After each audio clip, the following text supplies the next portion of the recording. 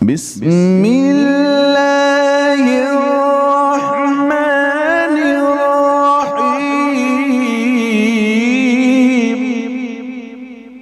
وقرآنا فرقناه لتقرأه على الناس على مكث ونزلناه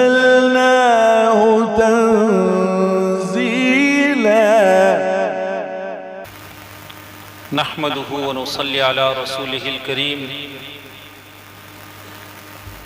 أما بعد أعوذ بالله من الشيطان الرجيم بسم الله الرحمن الرحيم والله يختص برحمته من يشاء صدق الله مولانا العظيم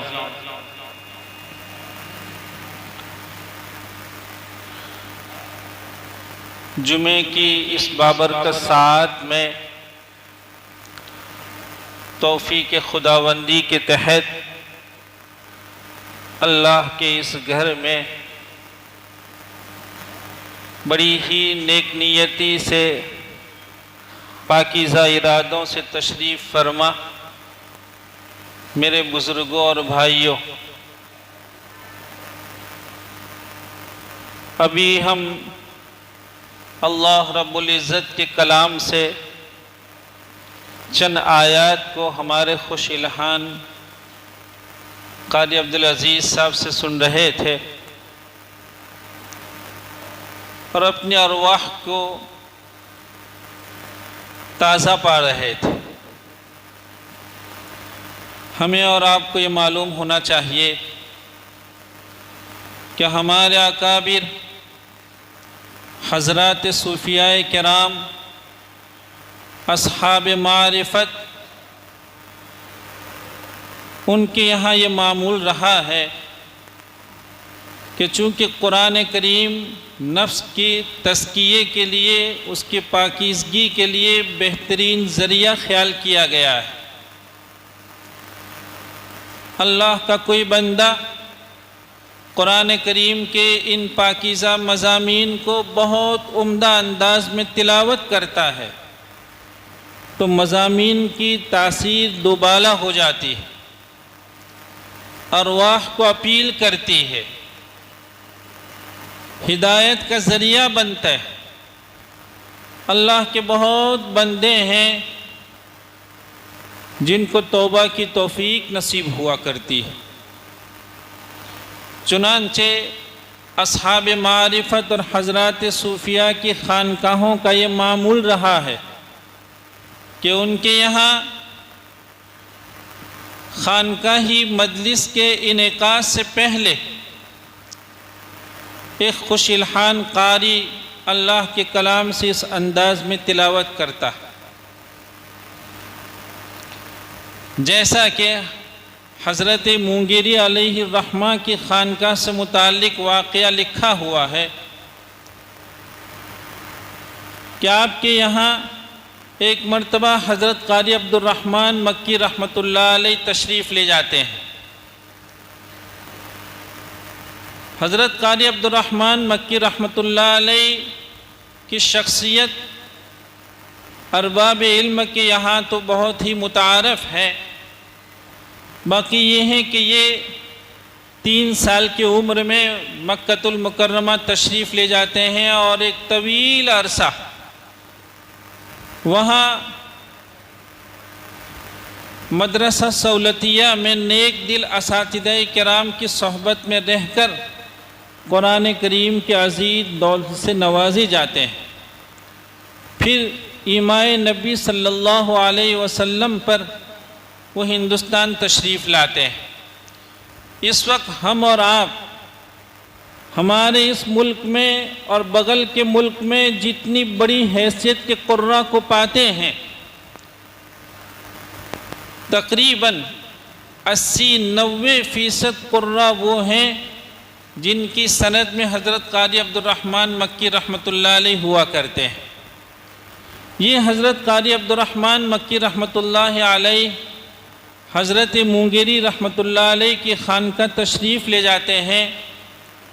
لکھا ہے کہ فجر کی نماز کے بعد چائے کا معمول ہوا کرتا تھا۔ حضرت مونگیری رحمۃ اللہ علیہ نے حضرت قاری عبد الرحمن مکی رحمۃ اللہ علیہ سے فرمایا کہ آپ قرآن کریم کے ایک رکوع کی تلاوت فرمائیں۔ حضرت قاری عبد الرحمن مکی رحمۃ اللہ علیہ نے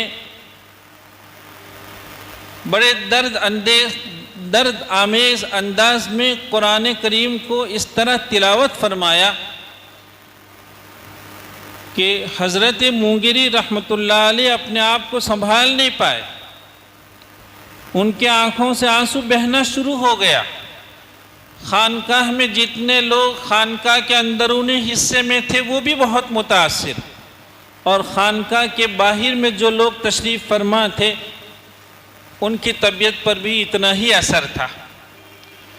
رکوع مکمل ہوا، حضرت قاری عبد الرحمن مکی رحمۃ اللہ علیہ تلاوت ختم کرنا چاہتے، حضرت مونگیری رحمۃ اللہ علیہ نے فرمایا کہ صاحب اور پڑھیے، چنانچہ آپ نے ایک رکوع کو اور تلاوت فرمایا۔ اب حالت غیر ہو گئی، تاب نہیں لا سکے، روحانیت کو ایسی اپیل ہوئی کہ حضرت مونگیری رحمۃ اللہ علیہ نے پھر تیسری مرتبہ آپ سے یہ فرمائش کی کہ اور تلاوت کیجیے، اور لکھا ہے کہ اسی طرح فرمائش ہوتی رہی۔ فجر کی نماز کے بعد سے تلاوت کا جو سلسلہ شروع ہوا تھا 12 بجے تک تسلسل کے ساتھ یہ رہا اور چائے کی نوبت نہیں آئی۔ قرآن کریم اللہ رب العزت نے اس انسانیت کو عجیب و غریب دولت دی ہے۔ یہ وہ دولت ہے کہ جس سے انسان دنیا میں بھی عزت پاتا ہے اور آخرت میں بھی عزت پاتا ہے۔ ہمیں اور آپ کو یہ معلوم ہوگا کہ حضرت خواجہ نظام الدین رحمۃ اللہ علیہ سلطان الاولیاء کہلاتے ہیں۔ آپ کو جب یہ معلوم ہوتا تھا کہ قریب میں کوئی خوش الحان قاری آنے والے ہیں، آپ بنفس نفیس وہاں تشریف لے جاتے، انہیں سنتے بہت شوق سے، اور پھر یہ ارشاد فرماتے کہ قاری کچھ اس انداز میں تلاوت کرتے ہیں کہ دل کی دنیا بدل جاتی ہے اور طبیعت چاہتی ہے کہ ان کا منہ موتیوں اور جواہر سے بھر دیا کروں۔ کیا نعمت ہے! باقی رہی اس کی معنویت کی نعمت تو کیا پوچھئے، قرآن تو ہدایت ہے۔ اللہ رب العزت نے اس انسانیت کو قرآن کریم کے ایسے عظیم دولت سے نوازا ہے۔ یہ الگ بات ہے کہ دنیا میں انسانیت کا ایک طبقہ وہ ہے جو اس نعمت کی قدر جہاں پہچانتا ہے، وہاں ایک طبقہ وہ بھی ہے کہ انہیں اس نعمت کی قدر نہیں ہے۔ آپ نے حضرات علماء کرام سے سنا ہوگا کہ فرشتے اللہ رب العزت کی کیسی مخلوق ہے، جہاں اللہ رب العزت کی تسبیح، اس کی پاکیزگی کو بیان کرنا، اللہ کے تقدس کو بیان کرنا، سجدہ ریزی، اس کے سوا کچھ نہیں ہے۔ تو لیکن قرآن کریم کی تلاوت یہ فرشتوں کے حصے میں نہیں آئی۔ فرشتے قرآن کریم کی تلاوت نہیں کر سکتے ہیں۔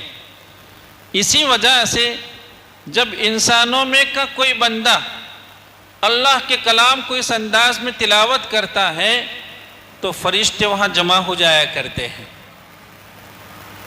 دیکھیے اتنی پاکیزہ مخلوق، لیکن قرآن کریم کی تلاوت ان کے حصے میں نہیں آئی ہے۔ ہمیں اور آپ کو اللہ رب العزت کے اس انعام کی قدر پہچاننے کی ضرورت ہے۔ ایک بابرکت مہینہ آ رہا ہے جس کو قرآن کریم سے بڑا گہرا رشتہ اور تعلق ہے۔ اس مہینے میں اللہ رب العزت کی طرف سے بندوں کے ساتھ یہ کرم فرمائی ہوتی ہے کہ شیطانوں کو بند کر دیا جاتا ہے، قلوب عبادت کی طرف، تسبیح کی طرف، تلاوت کی طرف خود مائل ہوا کرتے ہیں۔ ایک مہینہ ایسا آ رہا ہے، ہمیں اللہ رب العزت سے اس کی دعا کرنی چاہیے کہ اللہ تعالیٰ اس مہینے کی صحیح قدردانی ہمیں نصیب فرمائے۔ ایسے عالی شان مسجد ہوں اور پھر اس میں رمضان کی مبارک راتوں میں کوئی اللہ کا نیک بندہ خوش الحان قاری اللہ کے کلام کو سناتا ہو، پھر دلوں کی دنیا کو کیا پوچھئے۔ ضرورت اس بات کی ہے کہ ہم بسط شوق، بہت پختہ ارادے کے ساتھ قرآن کریم کی عظمتوں کا پاس و لحاظ کرتے ہوئے تراویح کا اہتمام کریں۔ ہمارا یہ عالمیہ ہے کہ ہم حافظ قرآن سے، قاری قرآن سے بار بار زبردستی کرتے ہیں کہ بھئی جلدی پڑھیں، تراویح جلدی ختم ہو جائے۔ اللہ کے بندو، ہمیں ان باتوں کو سمجھنے کی ضرورت ہے۔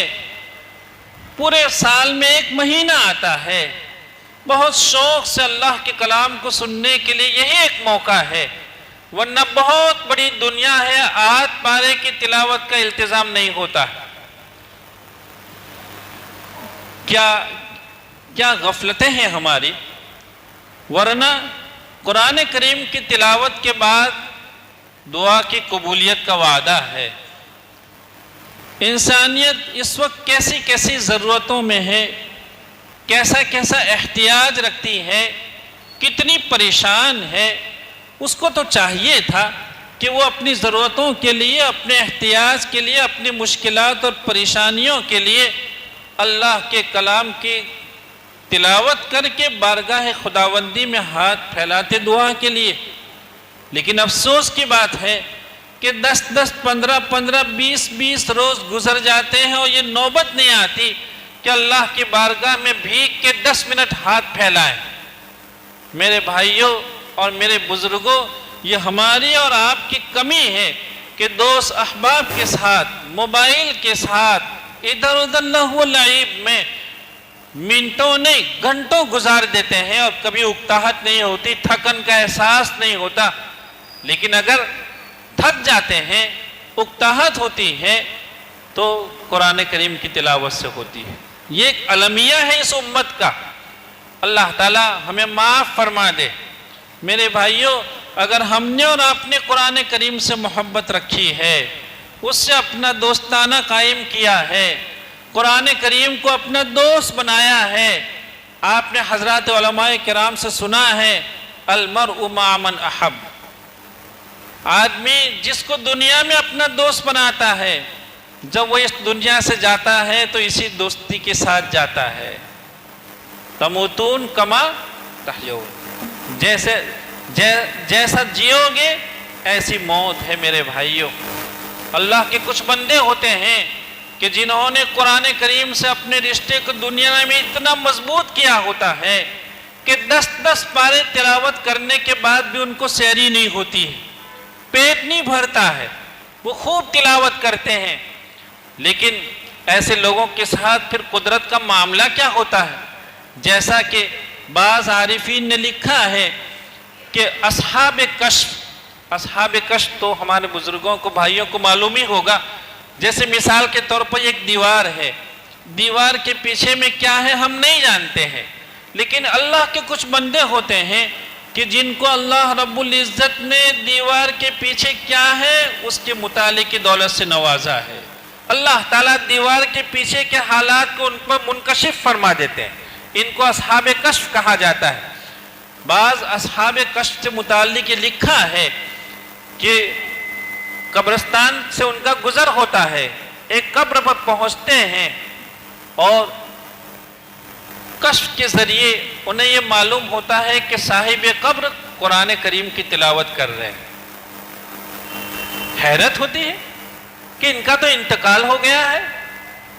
اور اذا مات الانسان، جب آدمی مر جاتا ہے تو اعمال ختم ہو جاتے ہیں، پھر نہ نماز پڑھ سکتا ہے، نہ تلاوت کر سکتا ہے، نہ روزے رکھ سکتا ہے۔ یہ ساری نعمتیں تو اس دنیا میں رہ کر ہی ہمارے حصے میں آ سکتی ہے، ورنہ موت کے بعد آدمی ایک تسبیح کا محتاج ہو جاتا ہے، ایک مرتبہ سبحان اللہ نہیں کہہ سکتا ہے۔ تو اس صاحب کشف کو یہ حیرت ہوئی کہ ان کا انتقال ہو گیا اور قبر میں یہ تلاوت کر رہے ہیں۔ تو ان سے پوچھا کیا آپ کا تو انتقال ہو گیا، آپ کیسے تلاوت کر رہے ہیں؟ کہا بھائی اللہ رب العزت نے میرے ساتھ یہ کرم فرمایا کہ جب ہماری وفات ہوئی مجھے دفنایا گیا اور فرشتے آئے اور اللہ تعالیٰ کے حکم کے متعلق ہم سے سوالات کیے، ہم سے جوابات صحیح بن گئے، اللہ رب العزت خوش ہو گئے۔ چنانچہ اللہ رب العزت کی طرف سے مجھے یہ مژدہ سنایا گیا کہ چونکہ تمہارے امتحان میں تم کامیاب ہو، تمہارے جوابات صحیح رہے، تو مانگو، تم کو تمہاری کیا مانگ ہے؟ تو کہا کہ اللہ تعالیٰ چونکہ یہ تو برزخ ہے، قیامت تک اسی انداز میں رہنا ہے، قبر میں رہنا ہے، پھر جب حشر قائم ہوگا تو قبر سے اٹھائے جائیں گے، لیکن وہاں تک تو یہی دن گزارنے ہیں۔ تو کہا میں مشغلہ چاہتا ہوں۔ کہا کیا مشغلہ؟ کہا قرآن کریم کی تلاوت کی دولت سے مجھے نواز دیا جائے۔ اللہ تعالیٰ کی طرف سے چونکہ انہوں نے دنیا میں تلاوت کا ایسا التزام کیا تھا، تو اللہ تعالیٰ کی طرف سے انعام ہوتا ہے کہ ٹھیک ہے آپ تلاوت کریں قرآن۔ وہ فرماتے ہیں کہ جب سے میرا انتقال ہوا ہے، مجھ کو دفنایا گیا ہے، آج تک میں نے 70,000 قرآن کریم یہاں ختم کیے، 70,000۔ کہا عجیب بات ہے، لیکن وہ ساتھ ساتھ یہ کہنے لگے صاحب کشف سے کہ سب صحیح ہے، لیکن آپ سے ہم یہ عاجزی سے کہتے ہیں، یہ درخواست کرتے ہیں کہ میرے 70,000 قرآن کریم کی تلاوت آپ لے لیں، اور آپ جو دنیا میں رہتے ہوئے زندگی کے ساتھ ایک مرتبہ سبحان اللہ کہتے ہیں، یہ سبحان اللہ ہمیں دے دیجیے۔ کیوں؟ موت کے بعد ایک مرتبہ آدمی سبحان اللہ کہنے کا محتاج ہو جاتا ہے، اور یہ اللہ تعالیٰ کی طرف سے وقت گزاری کے لیے ان کے حصے میں یہ دولت ہے، لیکن جیسے ہی انسان اس دنیا سے جاتا ہے اس کے رجسٹر بند ہو جاتے ہیں، نیکیاں پھر اس کے حصے میں نہیں لکھی جاتی ہے۔ ہاں کوئی ایصال ثواب کرتا ہے، کوئی اللہ کا نیک اولاد چھوڑی ہے، نیک احباب چھوڑے ہیں، تو پھر وہ ایصال ثواب کرتے ہیں، وہ ان کے حصے میں جایا کرتا ہے۔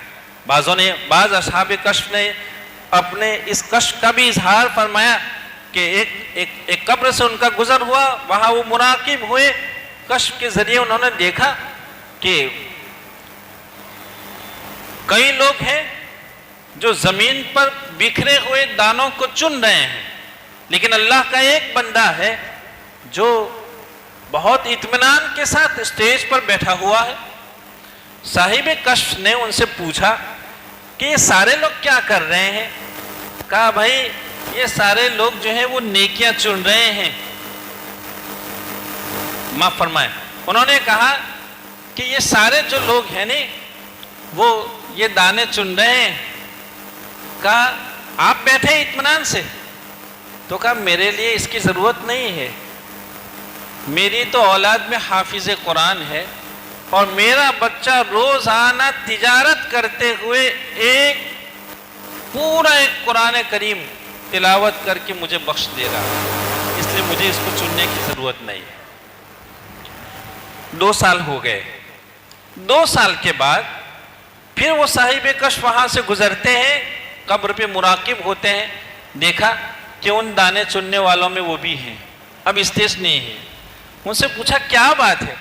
کہا ہمارے بچے کا انتقال ہو گیا ہے، اب کوئی ایصال ثواب کرنے والا نہیں۔ خیر بہرحال ہم یاد کر رہے تھے کہ میرے بزرگوں اور میرے بھائیوں، اللہ رب العزت نے اپنی کرم فرمائی میں کوئی کسر نہیں رکھی ہے، زبردست دولت سے ہمیں آپ کو نوازا ہے۔